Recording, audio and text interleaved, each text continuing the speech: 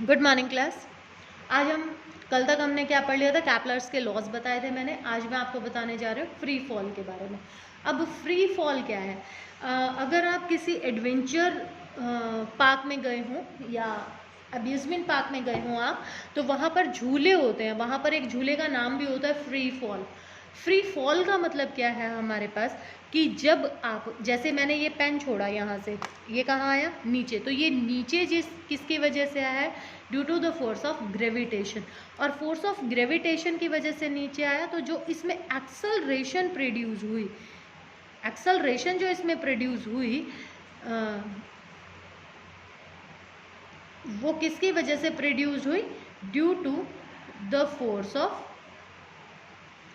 Gravitation. ठीक है, तो अपने पास ये इस एक्सलरेशन को एक स्पेशल नाम दे दिया गया और ये कहलाती है एक्सलरेशन ड्यू टू ग्रेविटी। अब ग्रेविटी क्या है अपने पास? ग्रेविटी और ग्रेविटेशन, ग्रेविटेशनल फोर्स या ग्रेविटी, खाली ग्रेविटी एक ही बात है। लेकिन कुछ थोड़ा सा मिस कॉन्सेप्ट आप लोग कर देते हो कि ग्रेविटी को जी से डिनोट कर दिया। नहीं, जी को डिनोट किया जाता है, ये जो जी है ये रिप्रेजेंट करता है एक्सलरेशन को जो बॉडी में प्रोड्यूस्ड हुआ है due to the force of gravity.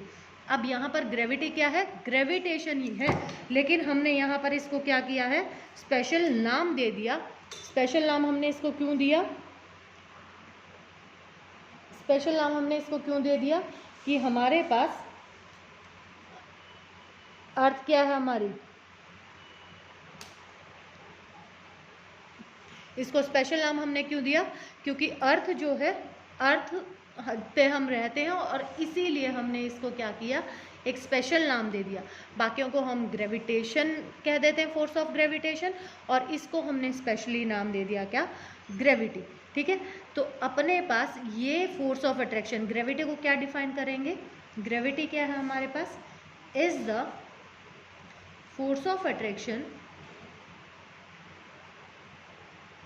Between earth and any body. यानी कि अपने पास जो फोर्स ऑफ अट्रैक्शन है वो अर्थ और एनी बॉडी के बीच में जो होगी, दैट इज कॉल्ड ग्रेविटी। और इसको फिर से वही F equals to G, mass of earth mass of body divided by, मैं कह दूं कि उनके बीच में डिस्टेंस कितना था? R था, तो डिवाइडेड बाय R स्क्वायर। ठीक है, अब यहाँ से आपने एक चीज़ और पढ़ी, पिछले चैप्टर्स में आपने एक चीज़ और पढ़ी थी। यहाँ से अब मैं एक्सलरेशन ड्यू टू ग्रेविटी की वैल्यू निकालने जा रही हूँ। तो अपने पास आपने क्या पढ़ा था कि फोर्स जो होता है अपने पास, फोर्स बराबर होता है किसके? मास इनटू एक्सलरेशन के। अभी मैंने क्या कहा कि अगर वो due to the force of gravity आए तो एक्सलरेशन की वैल्यू क्या हो जाएगी? जी हो जाएगी। यानी कि एक्सलरेशन जो प्रोड्यूस हुआ है वो किसकी वजह से प्रोड्यूस हो रहा है? ग्रेविटी की वजह से प्रोड्यूस हो रहा है। यहाँ पुट कर दूँ तो F इक्वल्स टू किसके बराबर हो गया? mg के बराबर। तो ये आ गई एक equation. Due to the force of gravitation अपने पास वैल्यू क्या है? जी। मास ऑफ अर्थ को मैं m से, कैपिटल M से डिनोट कर दूं, मास ऑफ बॉडी को स्मॉल m से हमने यहाँ डिनोट किया ही था, और डिवाइडेड बाय हम डिस्टेंस कितना ले रहे थे? d square, r square, d square, whatever you wanted to do आप ले सकते हो यहाँ पर। अब ये दो इक्वेशंस आ गई अपने पास, जो दोनों ही अपने पास किसके बराबर हैं? फोर्स के बराबर हैं। तो यहाँ से हम अगर वैल्यू निकालें तो mg equals to G m divided by d square. Small m से ये स्मॉल m कैंसिल हो गया, तो g equals to G M by D square. अब यहाँ से देखो, ये जो अपने पास फॉर्मूला आया, इससे हमने क्या कंक्लूड किया कि हमारे पास जो एक्सलरेशन है, acceleration due to gravity does not depends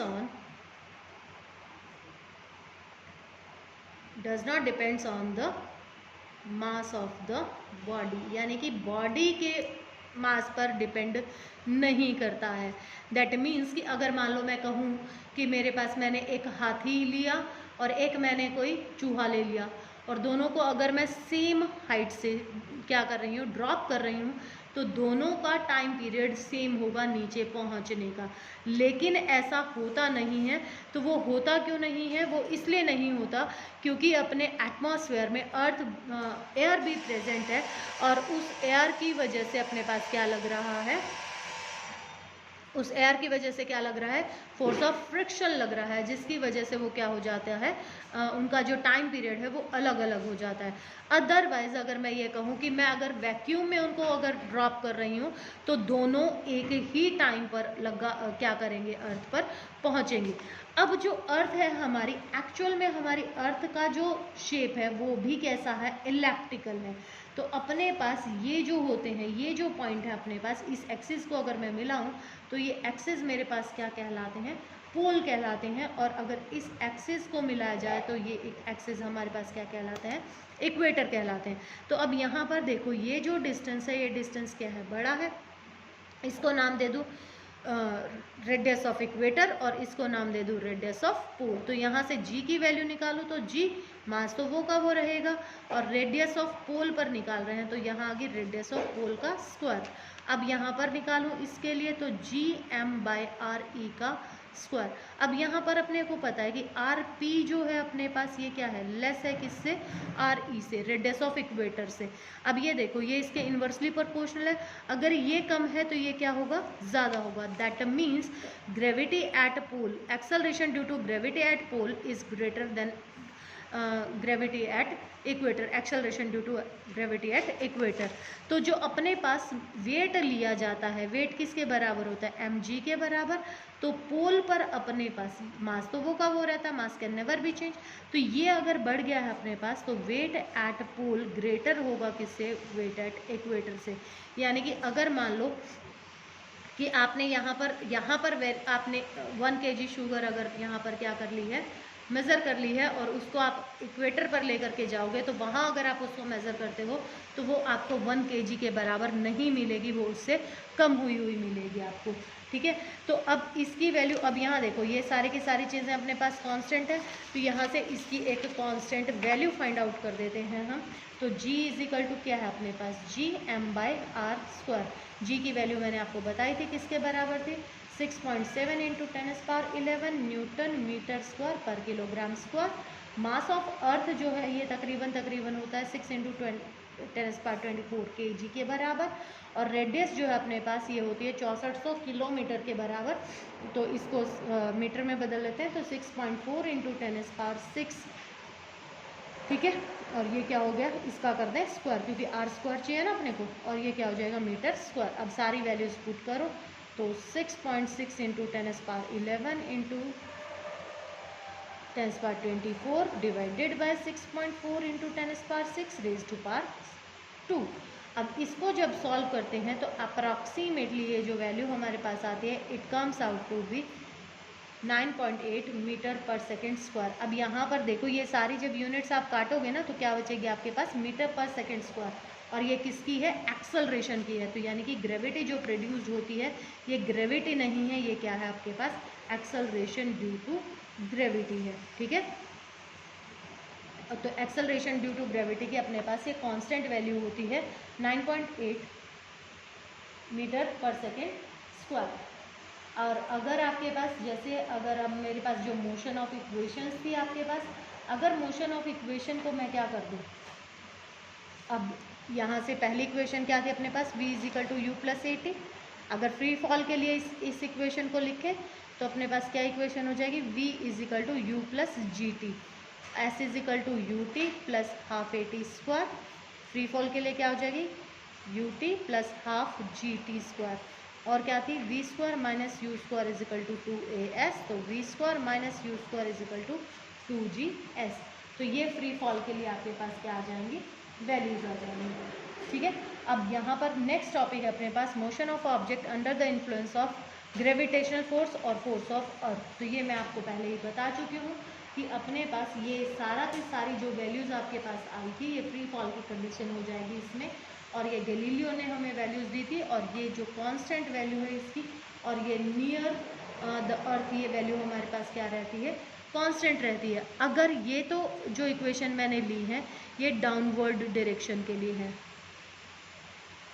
ठीक है, ये किसके लिए है, डाउनवर्ड डायरेक्शन के लिए। अगर हम इसको कैसे लेते हैं, अपवर्ड ले लेते हैं, अपवर्ड अगर इसको लेते हैं तो एक्सेलरेशन जो होगा, क्योंकि अर्थ जो है वो तो उसको कहाँ खींच रही है, नीचे खींच रही है, लेकिन बॉडी कहाँ जा रही है, ऊपर जा रही है। तो एक्सेलरेशन अगर अपने पास ये ऐसी कंडीशन है कि एक्सेलरेशन जी के बराबर है, तो इसकी वैल्यू हमेशा क्या ली जाएगी, नेगेटिव ली जाएगी।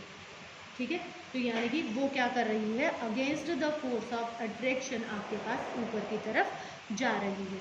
तो इससे हम क्या लिख सकते हैं, वैल्यूज लिख सकते हैं। तो माइनस माइनस आ जाएगा सब जगह पे। नेक्स्ट टॉपिक है आपका मास। मास हमारे पास क्या है, the matter contained by a body, the matter contained by the body is called mass. अब और क्या है, it is measured in kilogram. अब क्या कहते हो आप, आपका वेट कितना है, 76 किलोग्राम है, तो वो आप 76 किलोग्राम जो कह रहे हो वो वेट नहीं है, वो आपका क्या है, मास है। It can never be changed from place to place, यानी कि प्लेस टू प्लेस इसकी वैल्यू क्या नहीं करती, वेरी नहीं करती है। तो इसकी वैल्यू हमेशा क्या रहेगी, कांस्टेंट रहेगी। That means mass of a body is constant. तो हमारे पास मास ऑफ बॉडी क्या है, हमारे पास कांस्टेंट है। और जितना ज़्यादा इनर्शिया होगा, और हम इसको किससे डिफाइन कर सकते हैं, इनर्शिया से डिफाइन करते हैं। जितना ज़्यादा इनर्शिया होगा, greater the inertia greater the mass, या greater the mass greater the inertia, and vice versa. और इसका उल्टा भी क्या है हमारे पास, ठीक है।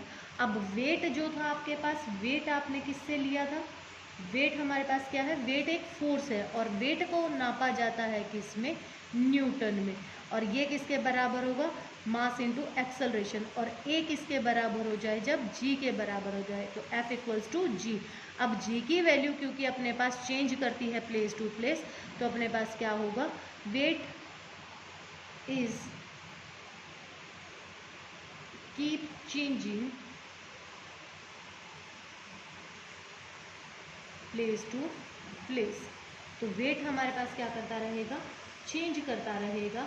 और ये डिपेंड करेगा इट, क्योंकि इसमें अब क्या है, अपने पास फोर्स है, तो फोर्स में अपने पास क्या होता है, मैग्नीट्यूड भी होता है, और क्या है, डायरेक्शन भी है।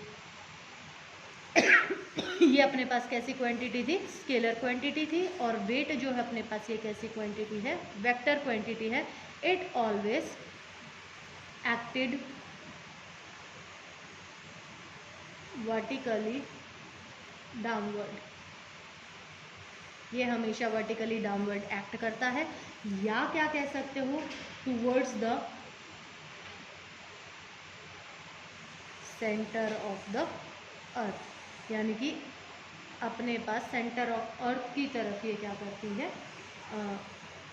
एक्ट करती है। तो जी की वैल्यू पर ये डिपेंड करेगी, अकॉर्डिंग टू लोकेशन आपका वेट जो है वो क्या कर जाएगा, चेंज कर जाएगा। अब जैसे अब मैं यहाँ पर एक एग्जांपल लेती हूँ कि मान लो कि मेरे पास क्या हो रहा हो यहाँ पर, कि मेरे पास जो वेट है ऑन अर्थ पर हमारे पास वेट है यहाँ पर 78 न्यूटन, ठीक है। और अब मुझे निकालना है वेट किस पर, मून पर। तो मून की जो ग्रेविटी है, ग्रेविटी ऑफ मून जो है वो किसके बराबर है, ये 1/6 अप्रॉक्सीमेटली, ये 1/6 है किसके, ग्रेविटी ऑफ अर्थ के। तो ये इसके बराबर है आपके पास। तो यानी कि यहाँ पर अगर मैं वेट निकालूँ तो अपने पास क्या हो जाएगा, यहाँ पर m तो अपने पास सेम ही रहेगा, m से m तो कट जाएगा, यहाँ पर वैल्यू क्या आ जाएगी, 78/6। तो आप इससे वैल्यूज़ निकाल सकते हैं, 6 और 13 kg, यानी कि 13 न्यूटन जो है वो आपके पास वेट हो जाएगा कहाँ पर, अर्थ पर। तो 13 kg आपका क्या हो जाएगा, वेट हो जाएगा किस पर, मून पर। तो यहाँ पर अपने पास वेट ऑफ मून जो है वो हम किस तरीके से लिखते हैं, जी तो हमारे पास कांस्टेंट है, मास ऑफ मून, मास किसका, बॉडी का, जो कांस्टेंट है, प्लेस टू प्लेस वेरी नहीं करेगा, divided by radius of moon का स्क्वायर। तो जब इस वैल्यू को कैलकुलेट किया जाता है तो ये किसकी वैल्यू हो गई, जी की वैल्यू होगी। जी यानी कि एक्सेलरेशन ड्यू टू ग्रेविटी, ठीक है, acceleration produced by gravity of moon. अब यहाँ पर किसकी बात कर रहे हैं हम, मून की बात कर रहे हैं। तो डब्ल्यू एम इक्वल्स टू किसके बराबर, मास, और यहाँ पर किसके, मून के। तो यहाँ से इसकी वैल्यू मैंने पुट की, तो यहाँ पर अपने पास ये वैल्यू आ गई, ठीक है। तो इस तरीके से आप कोई भी न्यूमेरिकल क्या कर सकते हैं, सॉल्व कर सकते हैं। तो ये आपका ग्रेविटेशन का चैप्टर था, और इसमें जो न्यूमेरिकल्स हैं वो ट्राई कीजिए। 2 दिन के बाद इसके क्वेश्चन आंसर्स, एनसीईआरटी के क्वेश्चन आंसर्स आपको भेज दिए जाएंगे।